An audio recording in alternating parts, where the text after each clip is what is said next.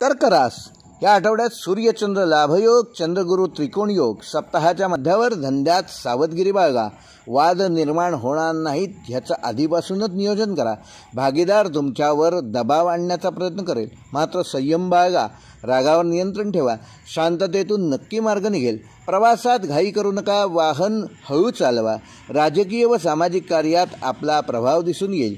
कोणतेही वक्तव्य वादग्रस्त ठरणार नाही याची काळजी घ्या.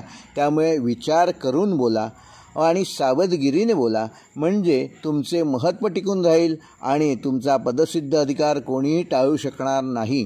प्रसिद्धीपासून देखील तुम्हाला कोणी दूर ठेवू शकणार नाही. वरिष्ठांची मर्जी राखाल. कला व क्रीडा साहित्यात प्रगती होईल. नावलौकिक वाढेल. संशोधनात यश संपादन कराल. कोर्ट केस लवकरात लवकर संपवण्यात ह्या आठवड्यात यशस्वी व्हाल.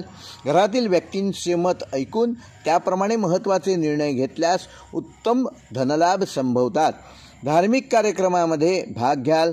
मधुमेह असणाऱ्यांनी मात्र या काळात पथ्यपाणी सांभाळलेले चांगले. सप्ताहाच्या मध्यात चांगलं काम झाल्यामुळे खुश असाल. वरिष्ठांशी जुळवून घेतल्यास तुमची एखादी मागणी त्यांच्याकडून पूर्ण करून घेण्यात यशस्वी व्हाल. काही धनलाभ अपेक्षित आहेत तर त्यासाठी योग्य ग्रहमान देखील आहे. सप्ताहामध्यानंतर लेखक, कवी, साहित्यिक, गायक ह्यांना उत्तम काळ आहे. मित्रांच्या व नातेवाईकांच्या भेटीचे योग संभवतात. विद्यार्थी वर्गाने वर्ष फुकट जाऊ नये ह्याकरता विशेष मेहनत घ्यावी. अभ्यास जोरदार करावा. कर्क राशीसाठी शुभ दिनांक आहे दिनांक 5 व 8 मे 2024.